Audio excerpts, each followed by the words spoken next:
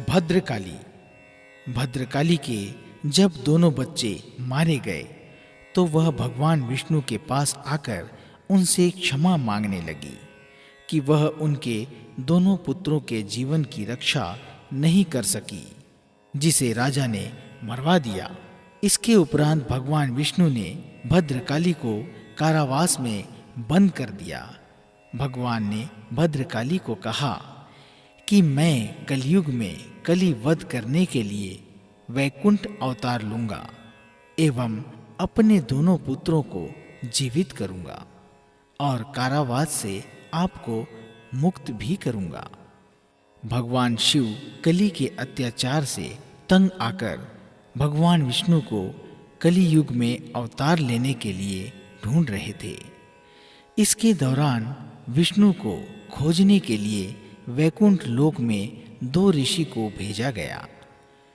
दोनों ऋषियों के अनुरोध पर विष्णु उनके साथ कैलाश पर्वत पहुंचे।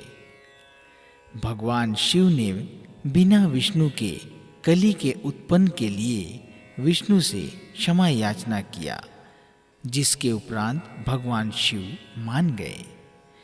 इसके उपरांत भगवान शिव ने कली का वध करने के लिए विष्णु को नया अवतार लेने के लिए कहा। विष्णु ने भगवान शिव से अनुरोध किया कि कली का वध करने के लिए सभी देवताओं को कलयुग में जन्म लेना होगा, जिसके उपरांत मैं भी कलयुग में अवतार लूंगा। विष्णु के अनुरोध पर कलयुग में सभी देवी देवताओं को पृथ्वी लोक में जन्म लेना पड़ा। विष्णु ने लक्ष्मी मां से अनुरोध किया कि वह त्रिचंदूर समुद्र के पास महर मूर्ति रूप लेकर मेरे अवतार तक इंतजार करने के लिए बोला। लक्ष्मी मां ने भी वैसा ही किया।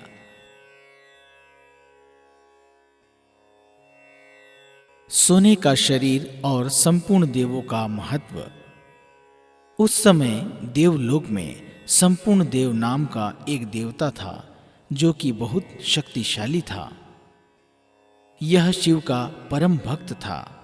वह यमलोक की एक परदेवी नामक एक लड़की से प्यार करता था और वह लड़की भी उसे प्यार करती थी। उस समय 7 लोकों के सभी देवी देवताओं का भूलोक में जन्म हुआ और उसी वक्त विष्णु भगवान ने संपूर्ण देवताओं से पूछा कि आपको भूलोक में जन्म लेने में कोई समस्या है। उन्होंने बताया कि मैं परदेवी से प्रेम करता हूँ, इसलिए मैं वह जन्म नहीं लेना चाहता हूँ। भगवान विष्णु ने कहा कि आप भगवान शिव की तपस्या करके वरदान लो। संपूर्ण देवता और परदेवता दोनों ने तपस्या किया। भगवान विष्णु एवं शिव उनकी तपस्या को देखने के लिए वहां जा रहे थे।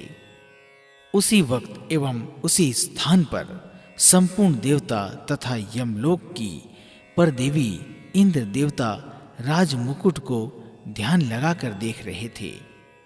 इस तरह उनकी तपस्या भंग हो गई और उन दोनों को ही भगवान ने सांडोर कुल में जन्म लेने के लिए कहा और उन्होंने ऐसा ही किया। 6 युग में भगवान विष्णु का शरीर सोने के समान था और इस समय तक उस शरीर को मुक्ति प्राप्त नहीं हुई। द्वापर युग में कृष्ण अवतार लिए थे, जो द्वापर युग के अंत में अरिकोण पर्वत पर विष्णु अपने सोने के शरीर को छोड़कर चले गए थे। उस शरीर को अब मुक्ति प्रदान करने का समय आ गया है, इसलिए विष्णु ने उस शरीर को लाने के लिए ऋषियों को भेजा था।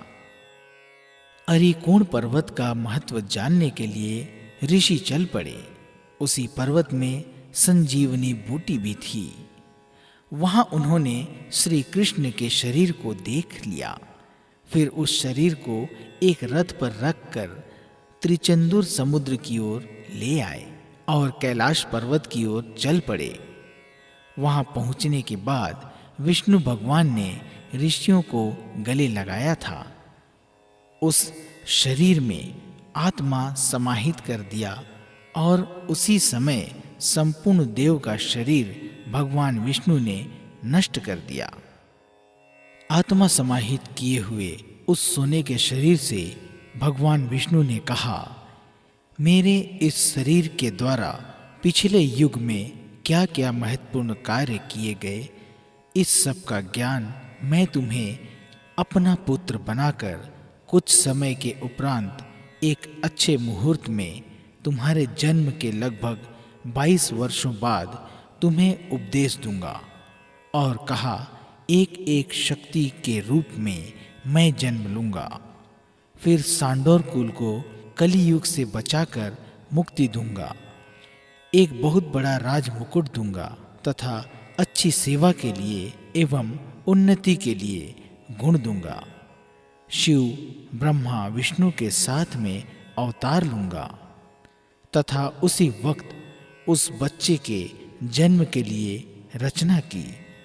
सोने के शरीर में संपूर्ण देवों का जीवन सोने के शरीर के अंदर डालने के लिए जितना तप दशरथ ने प्रभु राम को पाने के लिए किया, उससे भी अधिक संपूर्ण देवों ने तप किया। तुरंत संपूर्ण देवता को भूलोक में जन्म दिया। सांडोर कुल में पुन्नु नाडा और वैलाड को पुत्र के रूप में जन्म दिया, जिसका नाम मुत्थुकुट्टी था। 22 वर्ष की अवस्था में मुत्थुकुट्टी गंभीर बीमारी से पीड़ित हो गए। स्थानीय चिकित्सकों के द्वारा उनका बहुत उपचार किया गया, परंतु उनके स्वास्थ्य में कोई सुधार नहीं हुआ और वे लगभग 1 वर्ष तक इस बीमारी से पीड़ित रहे। उनके माता पिता और परिजन उनके विषय में बहुत चिंतित हो गए। भगवान विष्णु ने उनको स्वप्न में दर्शन दिया और कहा कि तुम अपने पुत्र को तिरुचेंदूर के मासिक के त्योहार में कार्तिकेय के मंदिर में ले आना, जहाँ पर भगवान तुम्हें दर्शन देंगे और तुम्हें अपने सारे पुराने कर्मों से मुक्ति मिलेगी एवं एक पवित्र जीवन की प्राप्ति होगी। प्रातःकाल वैलाड इस स्वप्न से बहुत अधिक आनंदित हुई और इसके विषय में अपने परिजनों को अवगत कराया। परिजनों ने मुत्थुकुट्टी को तिरुचेंदूर ले जाने का निर्णय लिया था। वे उसे त्रिचंदुर समुद्र के पास कार्तिकेय मंदिर में ले आए।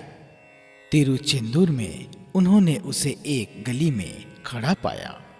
वह 4 गलियों को पार करके टहलते हुए समुद्र की तरफ चला गया। आश्चर्य से भरे उसके परिजन उसके पीछे चलते गए। वह सीधा समुद्र के बीच में चलता गया और गायब हो गया।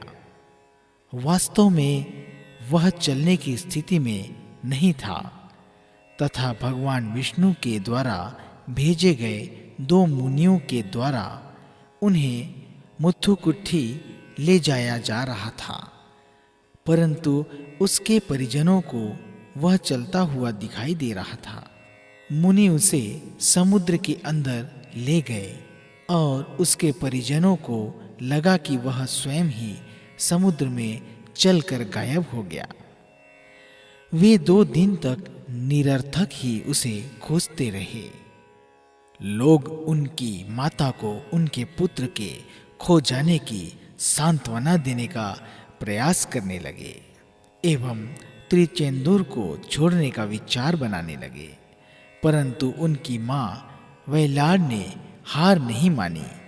अपने पुत्र को वापस आ जाने का विश्वास रखते हुए वे 3 दिनों तक उसी समुद्र के किनारे बैठी रही। भगवान वैकुंठर का जन्म। विष्णु ने भगवान शिव से बोला, अवतार लेने का सही वक्त आ गया है और मैं त्रिचंदुर समुद्र के पास अवतार के लिए जा रहा हूँ। भगवान शिव एवं अन्य देवी देवताओं ने विष्णु से कहा कि हम सभी आपके साथ जाएंगे, तो विष्णु ने उनको मना नहीं किया। विष्णु ने अग्नि रूप धारण कर त्रिचंदुर समुद्र के पास महर मूर्ति लक्ष्मी माता के सामने प्रकट हुए। विष्णु के अद्भुत रूप को देखकर माता लक्ष्मी को समझ में नहीं आ रहा था कि यह कौन है जो मुझे कष्ट दे रहा है। माता लक्ष्मी ने डरते हुए उनसे पूछा कि आप कौन हैं। फिर विष्णु ने माता लक्ष्मी को बताया कि आप मेरे साथ 10 अवतार ले चुके हैं और पुनः कली के वध के लिए आपको मेरे साथ नया अवतार लेना है, जिसमें हमारे द्वारा एक अद्भुत पुत्र वैकुंठर को जन्म देना होगा। माता लक्ष्मी ने उनके अनुरोध को स्वीकार किया। इसके उपरांत विष्णु अपने माया जाल से कुछ देर के लिए सभी देवताओं को अपने वश में कर लिया एवं माता लक्ष्मी पर मोह जाल के चक्र को छोड़ा। विष्णु ने मुत्तुकुट्टी के रूप का स्मरण किया एवं उस स्मरण रूप को मकर मूर्ति के अंदर ले गए। इसके उपरांत बच्चे का जन्म हुआ। उस समय शंखनाद हो रहा था। चारों तरफ नगारे बज रहे थे। हर तरफ हर्षोल्लास का माहौल था। उस बच्चे ने सोने एवं हीरे से लगे वस्त्र पहने हुए थे, जिसे झूले पर रखा गया था। सभी देवी देवताओं ने मधुर संगीत से उस बच्चे के जन्म पर बधाई दी। भगवान विष्णु द्वारा दिया गया उपदेश। विष्णु ने जन्म लिए उस बालक को सभी प्रकार के उपदेश दिए एवं अन्य जो भी शक्तियां देनी थी उसे दी और बताया कि तुम त्रिमूर्ति ब्रह्मा विष्णु और महेश के बराबर शक्तिशाली हो। विष्णु ने उस बालक को सन्यासी जीवन व्यतीत करने के लिए कहा और इस दौरान कली के किसी भी अत्याचार से तंग आकर कोई भी गलत निर्णय लेने से मना किया। सन्यासी जीवन में उन्हें 6 वर्षों तक तपस्या करने को कहा। पहली तपस्या कली का वध करने के लिए युग तपस्या, दूसरी सांदोर कुल की रक्षा के लिए 2 साल की तपस्या, तीसरी पूर्व जन्म में उनके वारिस एवं पर देवता की रक्षा मुक्ति देने के लिए। तपस्या समाप्ति तक आपके द्वारा कोई विरोध किसी के विरुद्ध नहीं करना है। आपके अंदर मैं रहूंगा, जिससे आपकी तपस्या के दौरान किसी भी प्रकार का कष्ट आपको नहीं होगा एवं तपस्या के रहस्य को भी गुप्त रखना होगा। तपस्या के उपरांत सभी साधु संतों में आप श्रेष्ठ रहेंगे एवं तीनों लोक की शक्ति आपके पास रहेगी। गरीब लोगों की मदद करना है एवं उन्हें ऊपर उठाना है, यही सबसे बड़ा धर्म होगा। सभी धर्मों में मैं ही निवास करूंगा एवं किसी देवी देवताओं की अपेक्षा नहीं किया जाना है। भगवान शिव को कभी भूलना नहीं। कली बड़ा माया जाल है। कभी गलत कार्य मत करना, नहीं तो तुम्हें दंड मिलेगा। उपदेश। भगवान विष्णु ने अपने पुत्र से कहा, मैं जो उपदेश दे रहा हूं बहुत गुप्त बात है। पहला, सन्यासी रूप में नारायण में आ रहा हूं। तुम भी मैं ही हूं, तुम्हारे अंदर भी मैं हूं। दूसरा, शिव ब्रह्मा विष्णु त्रिमूर्ति का रूप तुम ही हो। तीसरा, तपस्या वेद शंख से आकाश तक किसी भी रूप में तुम ही हो। चौथा, दुष्ट शक्ति भूत देवी देवताओं को बताना है, बलि बकरा बलि मुर्गा नहीं लेना है, दिव्य आरती पूजा पाठ नहीं लेना है। 5वां, सभी देवताओं को बताना है कि मंदिर में जो दान लेता है वो दान नहीं लेना है। 6वां, तुम तो मैं तो तुम, मेरे लिए कोई प्राप्त किया तो आपको ही आएगा, आपके लिए कोई प्राप्त किया तो मेरे पास आएगा। 7वां, उसी 7 लोकों का राजा आप हो। आपको कोई सजा दिया तो गुस्सा नहीं होना चाहिए, शांत रहना चाहिए। 8वां, झूठ बोलने वालों के साथ नहीं रहना चाहिए, अच्छाई बोलने वालों के साथ रहना चाहिए। 9वां, शांत रहकर बड़े आदमी बनना चाहिए।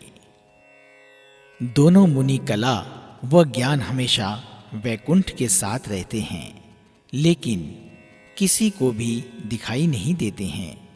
दोनों मुनियों को भगवान विष्णु ने वैकुंठ के साथ भेजा था।